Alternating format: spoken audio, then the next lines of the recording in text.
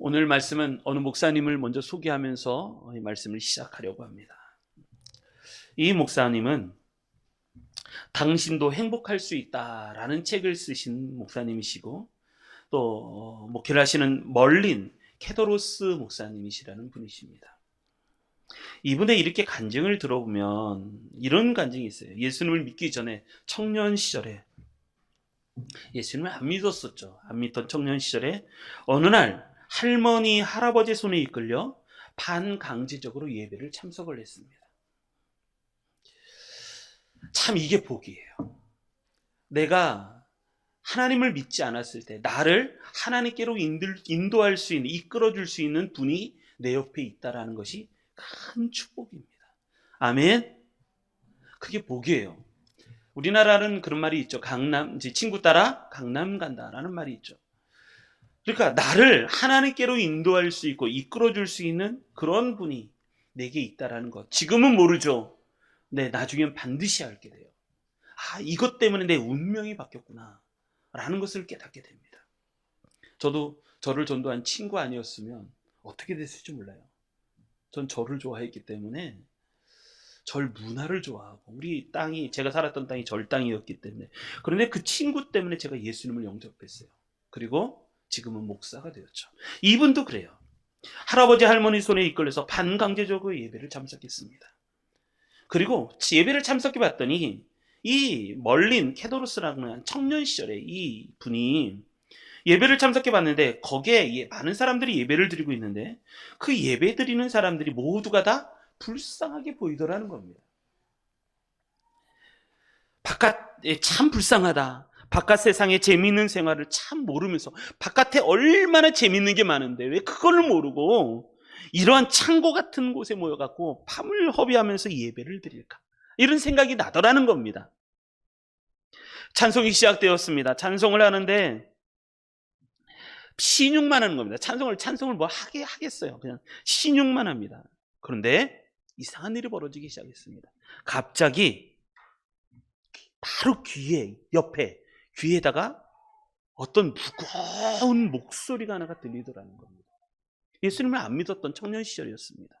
갑자기 떠는 무섭게 느껴지는 어떤 목소리가 들리더라는 겁니다. 그래서 이 목사님이 고개를 뒤로 옆으로 확 제쳤어요. 그랬더니 아무도 없는 거예요. 목소리를 옆으로 확 제쳤는데 아무도 없는 거예요. 뭐야? 누가 나한테 뭐라 그러는 거야? 고개를 확 제쳤는데 아무도 없어요. 그래서 신기하다. 이게 무슨 소리지? 그러고 나서 조금 있다가 보니까 또 목소리가 또 들리더라는 거예요. 목소리 내용이 이런 내용이었어요.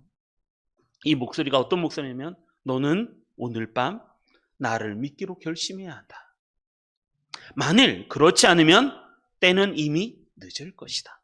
라는 목소리가 확 또 무겁게, 때로는 무섭게 이렇게 들리더라는 거예요.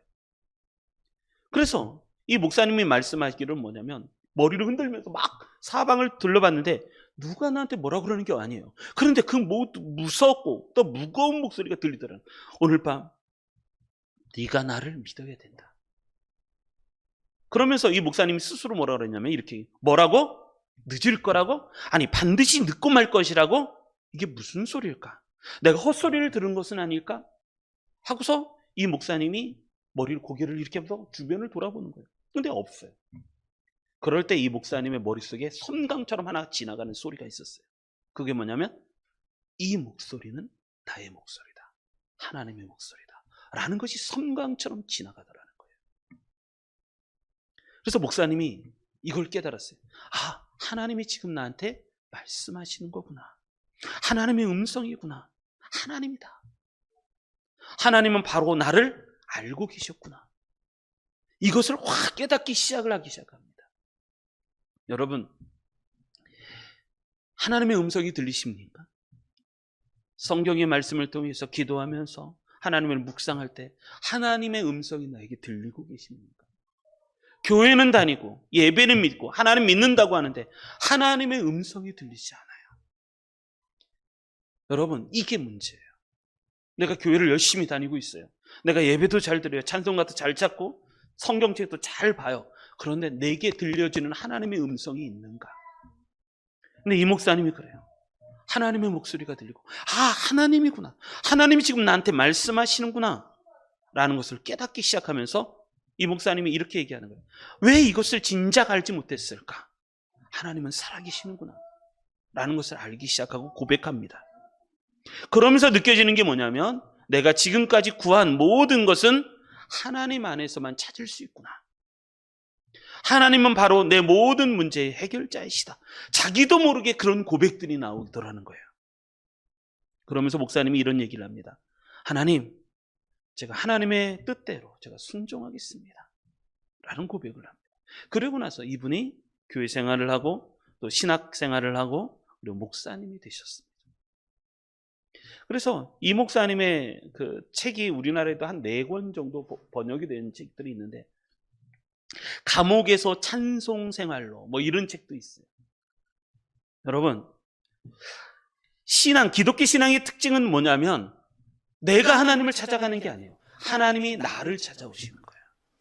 그러니까 우리가 다른 많은 종교가 있고 다른 많은 종교들이 있죠. 뭐 불교도 마찬가지고 뭐 천주교도 마찬가지고요. 다 뭐가 있냐면, 야, 너나 나나 똑같은 것 아니냐.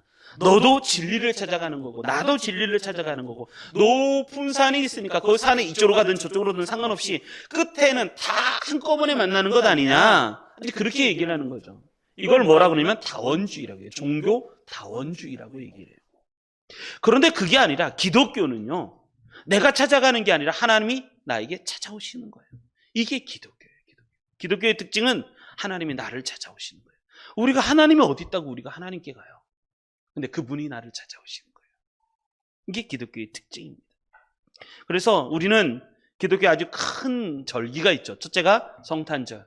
성탄절이라고 하는 것은 뭐냐면 하나님께서 인간의 몸을 입으시고 아기로 이 땅에 태어나신 것을 우리가 기억하며 또 축하하는 절기가 성탄절이죠. 성탄절. 그분이 우리에게 오셨다는 거예요. 여러분, 저는 성탄절이 참 좋아요. 성탄절 날 우리 생일 축하도 하고 예수님 태어나시고 우리가 또 축하 공연도 하고 막 그러면서 지난 성탄절 때 참 은혜 많이 받았는데, 여러분, 성탄절기를 기독교에서는 굉장히 중요한 절기로 섬기고 있고, 또 하나는 부활절이에요. 예수님이 부활하셨어요. 제자들이 예수님을 찾아간 게 아니라 예수님 부활하신 후에 우리 주님께서 우리 제자들을 찾아오시는 거예요. 그래서 기독교의 특징은 내가 하나님을 찾아가는 이 종교다원주의가 아니에요. 하나님이 나를 찾아오시는 거예요. 하나님이 나를 찾아오시는 거예요. 이게 복이에요. 이게 복. 내가 열심히 가서 돌을 닦고 내가 열심히 가서 뭐 또 절을 하고 그래서 하나님을 만나는 게 아니라 찾아오시는 우리 주님을 내가 만날 수 있어요. 여러분, 그래서 이 시간에 귀를 확 여십시오. 마음으로 확 여십시오. 그리고 집중하십시오. 하나님의 음성에. 그래야지 하나님의 음성이 들려요. 그런 은혜가 우리 성도님들에게 넘치시길 주님의 이름으로 축복합니다. 그래서 요한계시록 3장 20절, 신앙은 이것이다 라고 정확하게 설명하고 있어요. 이번 주일 암송 구절이에요. 이번 주 암송 구절인데 요한복음 3장 20절 한번 읽어볼까요? 읽겠습니다. 시작. 볼지어다 내가 문 밖에 서서 두드리노니 누구든지 내 음성을 듣고 문을 열면 내가 그에게로 들어가 그와 더불어 먹고 그는 나와 더불어 먹으리라. 아멘. 이 말씀이 기독교 신앙의 아주 정수 같은 말씀이에요. 볼지어다 내가 문 밖에 서서 문을 두드리노니. 그래서 어떤 분이 작가 그림을 그렸는데 그 그림은 문을 두드리는 예수님에 대한 모습이에요. 근데 문고리가 밖에 있지 않아요. 문은 안에서만 열어줘야만이 문이 열리는 문이라는 거예요. 이 문은. 그리고 이 문은 창문이 작아요. 창문. 그래서 안에서 밖을 보기가 힘들고 밖에서 안에 무슨 일이 일어나는지 잘 보기가 힘들어요. 다만 문을 두드리는 그 소리만 들을 수 있을 뿐이에요. 그래서 순간, 여러분 신앙생활이 그래요. 순간 내가 다른 곳에서 막 정신 팔리고 살다 보면 하나님을 잃어버려요. 신앙생활을 늘 잘하고 있다고 생각하더라도 어느 순간인가 내가 하나님을 잃어버릴 때가 많아요. 또 잊어버릴 때가 많아요. 그래서 늘 예민하게 하나님의 음성에 귀를 기울이고 있지 않으면 어느 순간인가 하나님을 잃어버리고 살아요.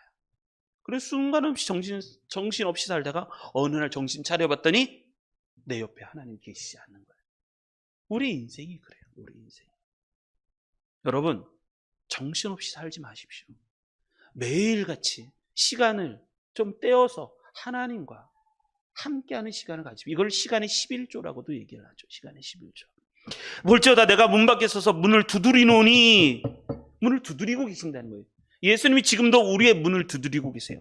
누구든지 내 음성을 듣고, 예수님의 음성을 듣고 문을 열면 내가 그에게로 들어가 그와 더불어 먹고 그는 나와 더불어 먹으리라. 여러분, 축복의 삶을 살 수 있다는 거예요. 이런 우리 성도님들, 이런 축복의 삶을 사시는 우리 성도님들 되시기를 주님의 이름으로 축복합니다. 그래서 오늘 설교 제목이 나를 찾아오시는 예수님을 만나라는 거예요. 예수님은 끊임없이 우리의 문을 두드리고 계시는 거예요. 지금도 우리 성도님들의 문을 두드리고 계시는 거예요. 문을 열어다오. 내가 들어가고 싶다. 내가 너와 교제하고 싶다. 내가 너와 밥을 먹고 싶다. 문을 두드리고 계시는 거예요. 이런 우리 주님을 만나시기 바랍니다. 그래서 기쁨으로 이번 한 주간도 승리하시는 우리 성도님들 되시기를 주님의 이름으로 축복합니다. 자, 나를 찾아오시는 예수님을 만나면 생기게 되는 세 가지 은혜가 있어요. 예수님은 왜 우리에게 찾아오실까? 세 가지 이유 때문에 찾아오신다는 거예요. 자, 오늘 말씀을 통해서 같이 한번 은혜 나누겠습니다. 19절. 요한복음 20장 19절 말씀 같이 한번 읽겠습니다. 읽습니다. 시작. 이날 곧 안식 후 첫날 저녁 때에 제자들이 유대인들을 두려워하여 모인 곳에 문들을 닫았더니 예수께서 오사 가운데 서서 이르시되 너희에게 평강이 있을지어다. 아멘. 찾아오신 예수님을 만나면 하나님이 우리에게 주시는 첫 번째 축복은 평강을 회복할 수 있다는 거예요. 물어보겠습니다. 평안하십니까? 할렐루야. 집사님 한 번만 아멘 하시면 어떡해요? 다시 한번 물어보겠습니다. 평안하십니까? 아니면 괴롭습니까? 내 안에 걱정과 근심과 불안이 너무너무 많고 괴롭습니까? 근데 예수님이 우리에게 찾아오시는 이유는 우리에게 평안을 주시기 위해서 찾아오시는 거예요. 평안 주시는 걸 우리는 구약성경에서 얘기하죠. 이거를 샬롬이라고 말하죠. 샬롬. 그래서 저도 처음 교회를 다녔을 때 우리 누나들, 형들이, 교회에 있는 누나 형들이 뭐라 그러냐면 처음 만나면 무조건 인사가 샬롬이라는 인사를 했어요. 샬롬. 목사님을 만날 때 항상 했던 얘기가 샬롬. 그래서 나도 누나들 만나면 샬롬 하고 인사를 했었어요. 이게 요즘은 다 안 그렇죠. 좀 식사하셨어요? 아니요, 밥 먹었어요? 잘 지냈어요? 다 이렇게 얘기하지. 샬롬. 샬롬은 평강이라는, 평안이라는 뜻이잖아요. 예수님을 우리가 만나면 우리에게 회복시켜주는 게 있는데 그게 뭐냐면 샬롬이에요. 샬롬. 평안. 신약 성경에서는 이걸 에이레네라고 말을 해요. 에이레네. 평강, 평안을 신약 성경어로 바꾸면 에이레네라는 뜻이죠. 자, 도대체 무슨 일이 있었길래 예수님은 첫 번째 말씀하시는 것이 평강, 평안에 대한 이야기를 하실까? 여러분, 평안에도요, 평강에도 두 가지가 있어요. 세상이 주는 평안, 세상이 주는 평안이 있고 하나님이 주는 평안이 있어요. 세상이 주는 평안은요, 바닷물과 같아요. 바닷물과 같아서 먹으면 먹을수록 더 목마르게 되어 있어요. 분명히 물은 물이에요. 먹으면 먹을수록 더 목마르, 갈증이 나요. 이게 세상이 주는 평안이에요. 채워지지 않는다는 말이에요.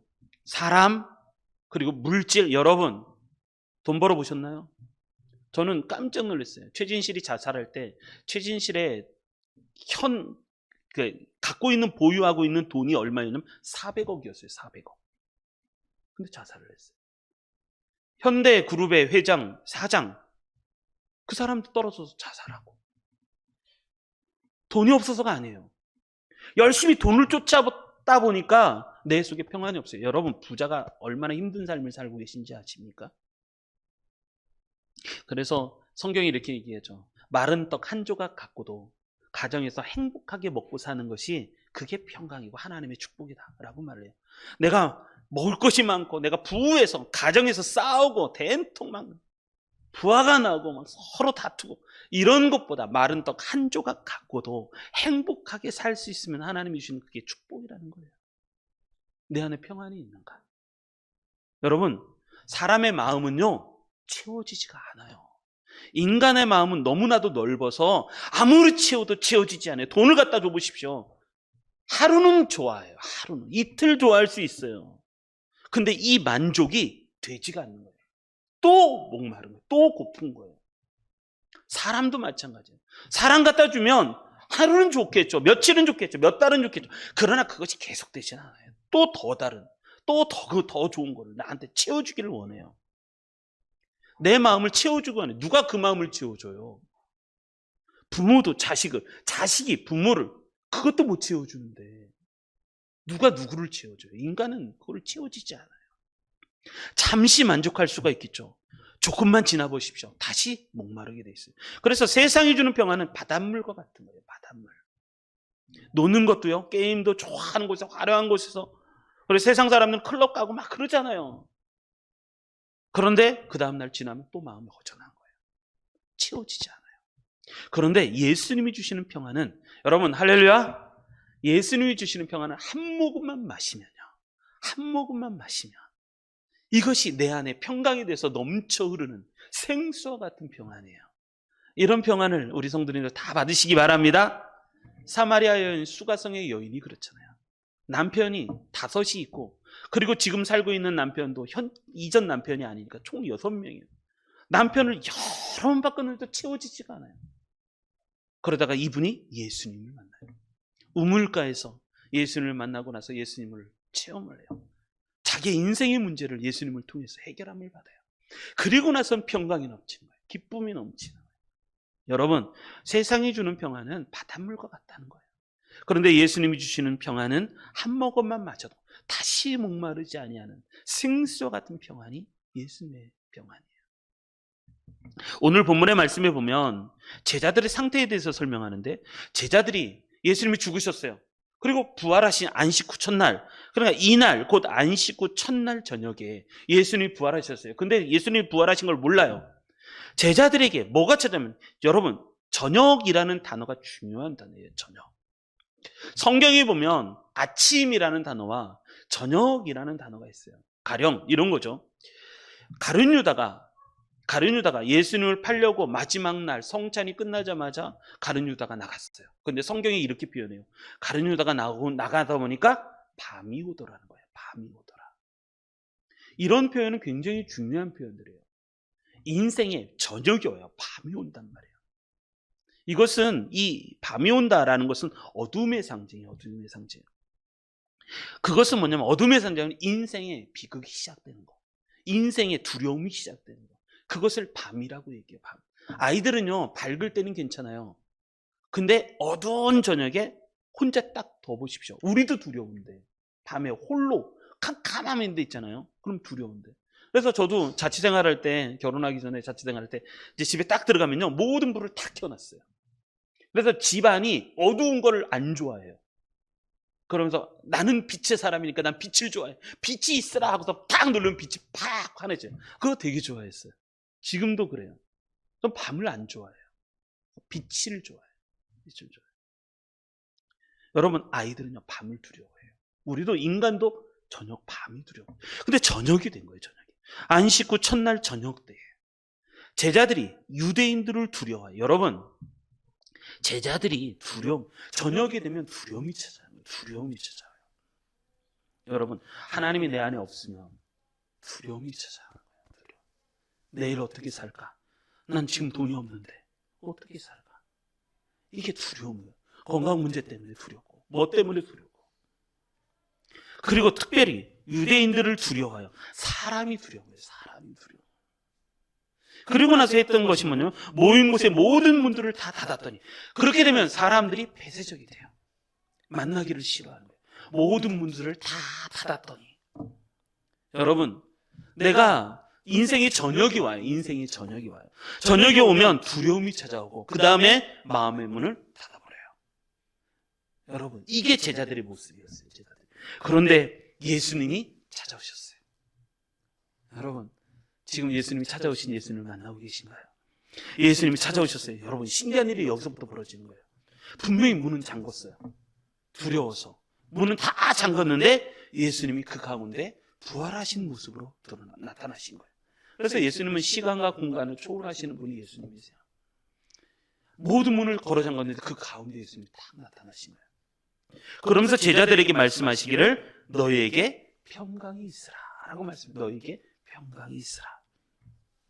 여러분, 구약 성경에는 이런 말이 있어요. 너에게. 그리고 또 21절에도 같은 말씀하죠. 21절 같이 한번 읽어볼까요? 21절 시작. 예수께서 또 이르시되 너희에게 평강이 있을지어다. 아버지께서 나를 보내신 것 같이 나도 너희를 보내노라. 아멘. 예수님이 제가 말씀드렸죠. 반복하는 건 굉장히 중요한 메시지다. 예수님이 또 한 번 반복하시는 거예요. 또 이르시되 너희에게 평강이 있을지어다. 예수님은요, 제자들이 지금 뭐가 필요한 것인지 잘 알고 있으신 분이세요. 그래서 예수님이 제자들에게 평강이 있을지어다 이렇게 말씀하시는 거예요. 제자들이 지금 평강이 필요했다는 거죠. 구약 성경의 이 평강, 평안이라는 단어는 샬롬이라고 말씀을 드렸어요. 구약 성경에 보면 이런 말이 참 많이 나와요. 두려워하지 말라. 여러분, 이게 성경적인 말씀이에요. 성경에는 어떤 얘기냐면 소극적으로는 죄 짓지 말고 소극적으로는 거룩하고 성결하고, 그런데 성경에는 이런 말씀이 많아요. 두려워하지 마라, 담대하라, 놀라지 마라, 겁내지 마라, 내가 너와 함께 할 것이다. 이 말씀을 하고 있다는 거예요. 자, 우리 한번 말씀 읽어볼까요? 여호수아서 1장 5절로 9절. 자, 이 말씀을 읽을 때 제가 노란색으로 줄을 쳐놨는데, 이 말씀을 읽거든요. 배에 힘 빡 주시고 목소리 힘을 빡 주시고 읽으셔야 되는 게 이 말씀이에요. 이게 하나님의 뜻이에요. 자, 한번 우리 5절 한 번씩 곱씹으면서 이렇게 목소리를 이렇게 또렷또렷하게 내시고 흐물흐물 읽으시면 안 돼요. 내 평생에 내 평생에 내가 이렇게 읽으시면 안 돼요. 내 평생에 너를 능히 대적할 자가 없으리니 이렇게 읽으시는 거예요. 자, 지금부터 읽겠습니다. 제가 5절 하면 5절 쫙 읽는 거예요. 자, 5절 읽겠습니다. 5절 시작. 내 평생에 너를 능히 대적할 자가 없으리니 내가 모세와 함께 있었던 것 같이 너와 함께 있을 것임이니라. 내가 너를 떠나지 아니하며 버리지 아니하리니. 6절 강하고 담대하라. 너는 내가 그들의 조상에게 맹세하여 그들에게 주리라 한 땅을 이 백성에게 차지하게 하리라. 7절 오직 강하고 극히 담대하여 나의 종 모세가 내게 명령한 그 율법을 다시 지켜 행하고 우로나 좌로나 치우치지 말라. 그리하면 어디로 가든지 형통하리니. 8절 이 율법책을 내 입에서 떠나지 말게 하며 주야로 그것을 묵상하여 그 안에 기록된 대로 다 지켜 행하라. 그리하면 내 길이 평탄하게 될 것이며 내가 형통하리라. 9절 내가 내게 명령한 것이 아니냐. 강하고 담대하라. 두려워하지 말며 놀라지 말라. 내가 어디로 가든지 내 하나님 여호와가 너와 함께 하느니라 하시니라. 아멘. 이것이 샬롬이에요. 이것이 샬롬. 성경은요, 내가 너를 사랑한다, 내가 너희를 축복한다, 이 말씀도 되게 많지만 성경의 말씀은요 이런 말씀이에요. 내 평생에 너를 대적할 자가 없으리니 내가 너와 함께 있을 것임이라. 내가 너를 떠나지 아니하리라. 버리지 아니하리라. 강하고 담대하라. 이게 하나님의 말씀이에요. 오직 강하고 극히 담대하여 나의 종 모세가 내게 명령한 그 율법을 다 지켜 행하고 우로나 좌로나 치우치지 말라는 거예요. 그리하면 어디로 가든지 형통하리니. 여러분, 우리 백우드림교회 모든 성도님들 형통하신 우리 성도님들 되시기를 주님의 이름으로 축복합니다. 형통하시기 바랍니다. 그래서 세상을 이기는 승리는 이것이니 너희의 믿음이니라 라고 말씀하는 거예요. 믿음이니라. 그런데 어느 순간인가 예수님을 떠나면요, 내 안에 뭐가 찾아오면 두려움이라는 게 찾아와요. 전혀 인생의 저녁이 찾아오고 두려움이 찾아와서 문을 걸어 잠그기 시작하는 거예요. 문을 걸어 잠가요. 마음 문을 다 걸어 잠가서 누구든지 그 마음에 들어오지 못하게 만드는 거예요. 그런데 예수님이 찾아가셔서 문을 두드리고 계시는 거예요. 문을 열어달라. 문을 열어달라. 신약 성경에도 평안이 나오는데 그것은 에이레네라는 단어인데, 이 단어는 요한복음 14장 27절. 자, 한번 같이 읽어보겠습니다. 예수님이 말씀하시는 평안은 이런 평안이에요. 27절 읽겠습니다. 시작. 평안을 너에게 끼치노니 곧 나의 평안을 너에게 주노라. 내가 너에게 주는 것은 세상이 주는 것과 같지 아니하리라. 너희는 마음에 근심하지도 말고 두려워하지도 말라. 아멘. 여러분, 하나님의 뜻은 이거예요. 내 마음에 근심하지도 말고 두려워하지도 말라는 거예요. 이게 하나님이 나를 향하신 뜻이에요. 내가 주는 것은 세상이 주는 것과 같지 아니하다. 내가 너에게 진짜 주는 것은 나의 평안을 너에게 준다. 이렇게 말씀하시는 거죠. 또 하나, 요한복음 16장 33절. 저는 이 말씀이 참 좋아요. 이게 16장 끝절 말씀이거든요. 요한복음 16장 33절 읽어보겠습니다. 시작. 이것을 너에게 이르는 것은 너희로 내 안에서 평안을 누리게 하려 함이라. 세상에서는 너희가 환난을 당하나 담대하라. 내가 세상을 이겼노라. 아멘. 세상을 이겼다는 거예요. 이겼다는 거예요. 그래서 우리에게 평안하라는 거예요. 걱정하지 말라는 거예요. 예수님은 이 평안이 우리 안에 넘치기를 원하세요. 여러분 어깨 펴십시오. 턱 당기시고 어깨 한번 딱 펴시고 턱 당기시고. 뭐가 그렇게 무섭습니까? 뭐가 그렇게 두렵습니까? 하나님이 찾아오신 나를 찾아오셔서 내게 평안을 주시는데 믿기만 하시면 되는 거예요. 믿기만 하시면.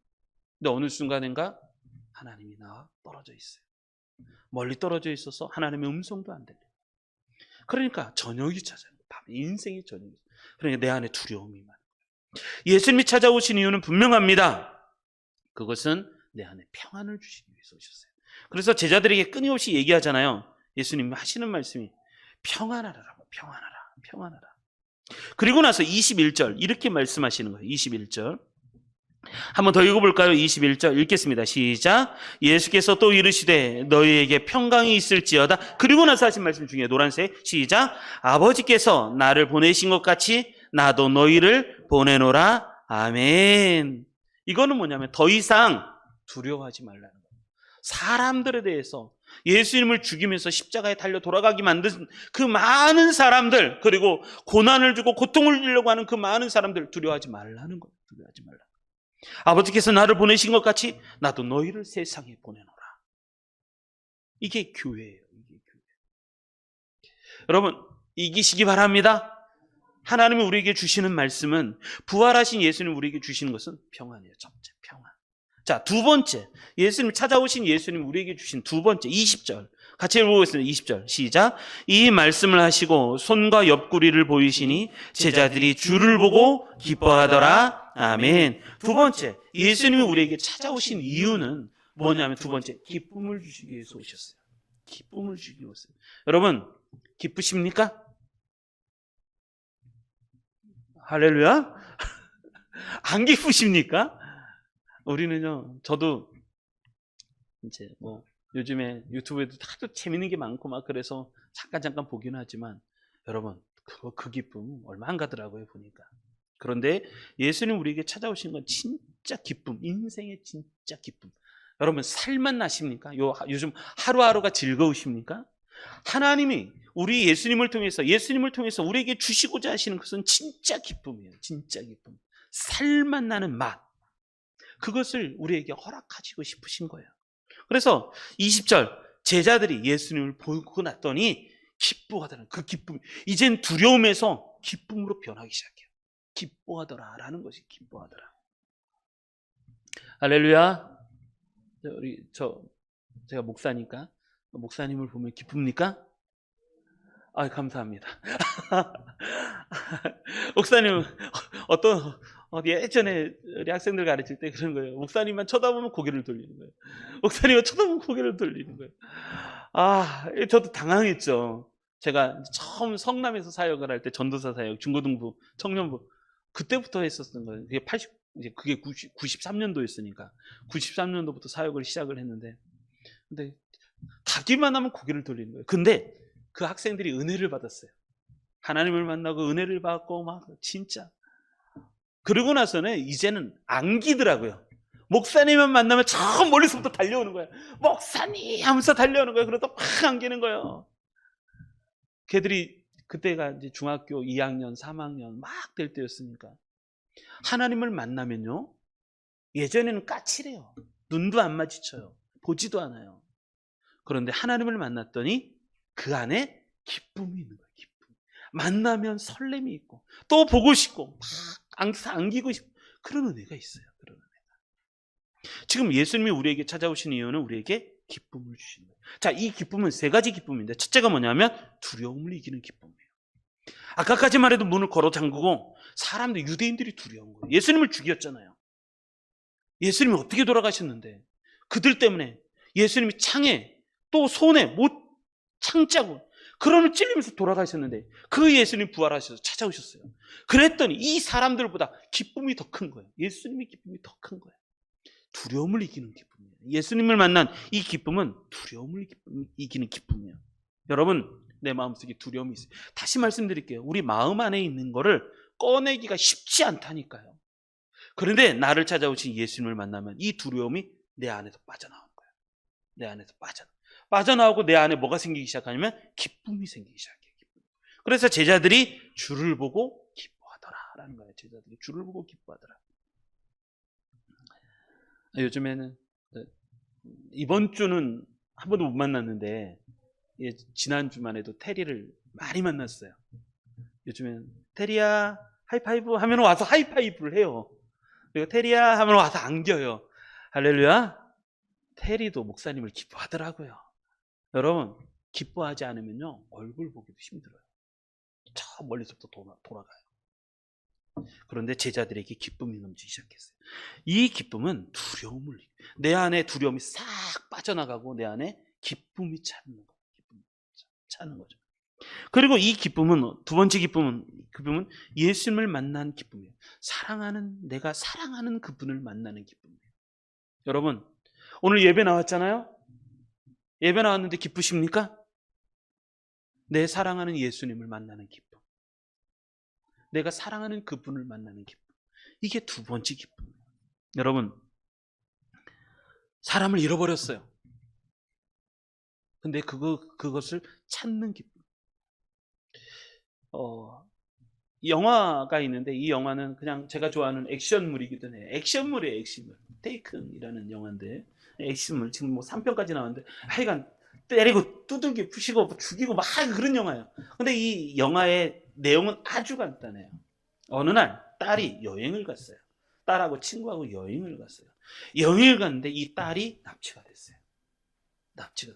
아버지가 마지막 통화를 하면서 그런 얘기를 해요. 너 반드시 내가 너를 찾아낼 거야. 내가 너에게 반드시 찾아갈 거야. 내가 너를 반드시 찾아갈 거니까 걱정하지 마라. 그 얘기가 이 내용이에요. 그리고 나서 이 아버지가 딸을 찾아가요. 결국은 이 딸을 찾아내요. 굉장히 큰 정치적이고 굉장히 큰 인신매매범들과 여러 가지 나쁜 조직들. 근데 이 아버지가 찾아가서 그 딸을 찾아내는 거예요. 저는 이 영화에서 영화가 단순한 영화인데 우리 아들이 이 영화를 잠깐 텔레비전에서 하는 걸 보더니 아빠 보지 마 그러는 거예요. 왜냐면 싸우고 막 그러니까 보지 마 그러는 거예요. 왜 그 나쁜 영화를 봐 그러는 거예요. 근데 이 영화의 내용은 아주 간단해요. 딸을 잃어버렸어요. 누군가 납치했어요. 그 딸을 찾아가는 아버지 이야기예요. 아버지 이야기. 다음 주가 어버이 주일이고 오늘이 어린이 주일이잖아요. 그리고 실제적으로 이런 얘기가 있어요. 이 아르헨티나에서 실제적으로 일어났던 그런 이야기죠. 평범한 주부였던 수산나 트리마코시라는 아르헨티나 평범한 주부 어머니예요. 2002년도 우리나라에서 막 월드컵 난리가 났을 때 2002년도에 딸을 잃어버렸어요. 병원에 갔다 온다는 딸이 돌아오지 않는 거예요. 경찰에도 신고했지만 찾을 길이 없어요. 그래서 스스로 목격자를 찾아다니는 어머니. 여러분, 이건 그냥 인터넷에 치시면 그냥 검색이 되는 이야기예요. 스스로 목격자를 찾아다니며 딸을 찾기 시작해요. 그러다가 소식을 들었어요. 딸이 율라카에 팔렸다라는 이야기를 들었어요. 찾아가기 시작해요. 그래서 율라카를 뒤지기 시작해요. 아르헨티나에 있는 율라카를 뒤지기 시작하죠. 이런 만행의 뒤에는 범죄 조직이 있었고 경찰도 연루되어 있었고 정치인도 연루되어 있다는 걸 알기 시작해요. 그래서 이 어머니로 인해서 연루되었던 사람들, 정치권, 경찰 13명이 옥에 갇히게 되었고 뿐만 아니라 이 비슷한 처지에 있는 여자들, 청년 여자애들이 엄청 많다는 걸 알고 한 명씩 두 명씩 구출해내다가 몇 명까지 이 여인이 구해냈냐면 1000명 정도를 구해내는 거예요. 율라카에 팔려졌던 딸들을 1000명 정도를 살린 실제 있었던 이야기예요. 1000명을 찾아내는 거예요. 그래서 국제적인 인권단체에서 상을 받고 이 분이 어디까지 가냐면 노벨 평화상 후보까지 올라가요. 이 어머니, 평범한 어머니가. 왜냐하면 잃어버렸어요. 딸을 잃어버린 거예요. 그 잃어버린 딸을 찾아가는 거예요. 실질적으로 있었던 이야기. 여러분, 예수님이 그러시는 거예요. 제자들을 만난, 예수님이 이 제자들을 만난 이 기쁨, 찾아오는 기쁨은 사랑하는 우리 주님이 나를 찾아가는 거예요. 내가 너희를 잃어버리지 않겠다는 거예요. 다시 찾아오셔서 우리를 회복시켜 주시는 기쁨이에요. 이 기쁨이. 그리고 마지막 기쁨이 뭐냐면, 저는 이 말씀이 참 좋아요. 20절, 이 말씀을 하시고 손과 옆구리를 보이시니. 저는 이 말씀이 참 좋아요. 손과 옆구리. 손에는 뭐가 있었을까요? 못자국이 있죠. 옆구리에는요, 창자국이 있죠. 손과 옆구리를 보이신다라는 것은 뭐냐면, 내가 너를 사랑한다라는 증거예요. 내가 너를 사랑해서 내가 너를 잃어버리지 않고 내가 너를 다시 찾아왔다는 거예요. 그러니까 그 부활하신 예수님, 내가 사랑하시는 그분을 만나니까 내 안에 기쁨이 넘치는 거예요. 여러분, 이 기쁨이 그 기쁨이에요. 여러분, 자녀가 엄마를 떠나다가 엉엉 울고 있어요. 그러다가 엄마를 탁 만나면 어떻게 될 것 같아요? 엄마 하면서 안기잖아요. 엄마 보고 싶었어. 그 기쁨이에요. 그 기쁨. 지금 제자들이 예수님을 배신하고 도망가다가 예수님을 다시 어떻게 만나? 두려워서 죽으신 예수님. 그래서 문을 걸어 잠고 두려워서 숨어 있었는데 예수님이 다시 찾아오셨어요. 그랬더니 제자들에게 다시 회복의 기쁨이 다시 회복되는 거예요. 이게 그 은혜예요. 예수님이 우리에게 찾아오신 두 번째 이유는 분명합니다. 그것은 뭐냐면 기쁨을 회복하기 위해서요. 여러분, 진짜 사랑은요, 손과 옆구리. 지금 보이시는 이 예수님, 손과 옆구리를 보이신다는 건 뭐냐면, 여러분, 진짜 사랑은요, 희생을 전제로 해요. 희생 없는 사랑은 없어요. 그건 가짜예요. 이미테이션이에요. 모조품이에요. 모조품. 진짜 사랑은요, 희생을 전제로 해요. 예수님이 우리를 진짜 사랑하셔서 손과 옆구리에, 손에는 못자국을, 옆구리에는 창자국을, 그래서 죽으셨잖아요. 희생 없는 사랑은 없어요. 그것이 십자가였고 손과 옆구리의 얘기. 교회에 십자가를 달아놓는 이유는 이것을 섬기라고가 아니에요. 이 십자가는 하나님이 또 예수님이 우리를 얼마나 사랑하시는지를 보여주는 표현이에요. 표시예요. 이거 안 달아도 돼요. 근데 우리가 십자가를 달아놓는 잊지 말자는 거예요. 제가 사순절 때 왜 십자가를 목걸이를 하나씩 주냐면 잊지 말자는 거예요. 자꾸 잊어버려요. 이 사랑을 너무 잊어버려요. 여러분, 부활에도 너무너무 기뻐요. 그런데 손과 옆구리를 우리가 기억을 해야 돼요. 왜냐하면 이 희생이라는 걸 통해서 진짜 나를 사랑하시는구나, 그걸 아는 거예요. 아는 거예요. 여러분, 이러한 기쁨들이 우리 성도님들에게 넘치시기 바랍니다. 이게 예수님이 주시는 두 번째, 찾아오시는 이유, 기쁨이에요. 기쁨. 그리고 우리 세 번째 한번 보겠습니다. 22절, 23절 같이 읽겠습니다. 22절, 23절 읽습니다. 시작. 이 말씀을 하시고 그들을 향하여 숨을 내쉬며 이르시되 성령을 받으라. 너희가 누구의 죄든지 사하면 사하여질 것이요 누구의 죄든지 그대로 두면 그대로 있으리라 하시니라. 아멘. 예수님이 우리에게 다시 찾아오신 이유는 뭐냐면 성령을 주시려고 찾아오셨어요. 그래서 예수님이 이 말씀을 하시고 그리고 나서 하시는 말씀이 뭐냐면 그들을 향하여 숨을 내쉬며 이르시되 성령을 받으라 라고 말씀하시는 거예요. 여러분, 예수님이 찾아오셔서 약속을 하시는데 그게 뭐냐면 약속은 성령이에요. 예수 믿는 사람들이 받는 가장 큰 축복은요, 성령을 체험하는 거예요. 성령을 체험하는 거예요. 교회를 다니는데 내가 예수를 믿는데 성령을 아직 몰라요. 할렐루야. 성령의 체험을 해야 돼요. 그래야지 꺼지지 않아요, 내 영혼이. 성령, 여기서 보면 숨을 내쉬며 라는 단어는 성경에 보면 이런 거죠. 창세기 2장 7절. 우리 같이 한번 읽어보겠습니다. 창세기 2장 7절 읽겠습니다. 시작. 여호와께서 하나님이 땅의 흙으로 사람을 지으시고 생기를 그 코에 불어넣으시니 사람이 생명이 된지라. 아멘. 그러니까 사람에게 흙으로 사람을 만드시고 그 코에 생기를 불어넣으셨어요. 그랬더니 이 사람이 스스로 살아 움직이기 시작하는 거예요. 그래서 살아있는 영이 되었다라는 말이에요. 여기서 예수님이 그들을 향하여 숨을 내쉬며, 여기서 말씀하신 그들을 향하여 숨을 내셨다는 것은 그들에게 성령, 생기를 불어넣으시는 장면이에요. 그러니까 하나님께서 태초에 천지를 창조하실 때, 인간을 창조하실 때 그 코에다가 생기를 불어넣으셨다는 거예요. 그러니까 우리는요, 물질만 있지 않아요. 우리 안에 영혼이라는 것이 존재해요. 그래서 지금 천지를 창조해 숨을 내쉬며, 같은 단어예요. 같은 단어. 숨을 내쉬며, 그리고 창조하실 때 그 코에 생기를 불어넣으시니, 이게 같은 단어예요. 같은 단어. 그리고 또 하나, 에스겔서 37장 9절. 이것도 한번 읽어보겠습니다. 읽겠습니다. 시작. 또 내게 이르시되 인자야 너는 생기를 향하여 대언하라. 생기에 대언하여 이르기를 주 여호와께서 이같이 말씀하시기를 생기야 사방에서부터 와서 이 죽음을 당한 자에게 불어서 살아나게 하라 하셨다 하라. 아멘. 마른 뼈잖아. 마른 뼈 현상. 그 마른 뼈들을 향해서 뭐라냐면 생기를 향하여 대언하라. 생기를 하여 대언하여 이르기를 생기야 사방에서 와서 이 죽음을 당한 자에게 붙어서 살아나게 하라. 생기가 집어넣어 들어가니까 그들이 군대가 돼서 살아나기 시작해요. 여러분, 예수님이 우리를 찾아오신 이유, 부활하신 후에 찾아오신 이유는 우리에게 성령을 주시고, 생기, 성령이 들어오면 살아나는 거예요. 그런데 예수님이 지금 말씀하신 그들을 향하여 숨을 내쉬며, 이것은 뭐냐면 지금 예수님이 다시 한 번의 재창조 사역을 하고 계시는 거예요. 우리를 향해서. 그러니까 예수님이, 어떤 이단은 자꾸 그렇게 얘기해요. 예수님은 피조물이다. 피조물이다.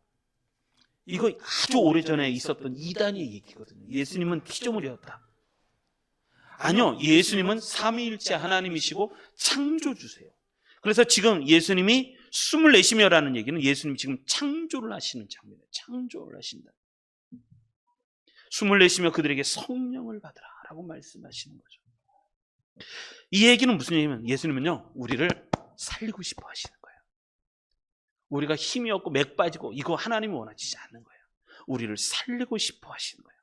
살리는 방법은 성령 받는 거죠.